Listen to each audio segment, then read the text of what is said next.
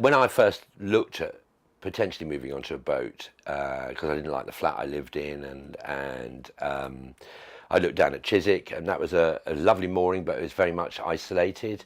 I looked up towards the City of London, around the docks there. It's a completely different atmosphere, but interesting. And this was the one that seemed to combine history, even then some quite quirky people that I'd met. It was actually near where I worked, so that was good. But then you had the other side of it. You had the King's Road, you know, and, you know, I don't know how old was I? I was 20 when punk music arrived. I was very much into it.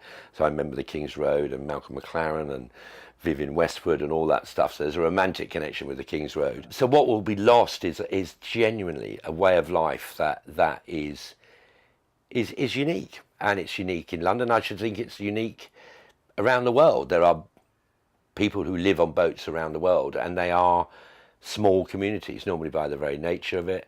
And you've got to be a bit bonkers to live on them. You know,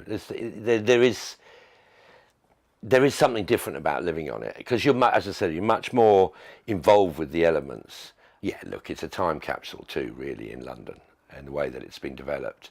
And it would be a shame for it to go. I talk about that from a personal point of view, but I actually think for London, you know, it's one of those quirky little things, and it'd be a shame that if it goes, which it could.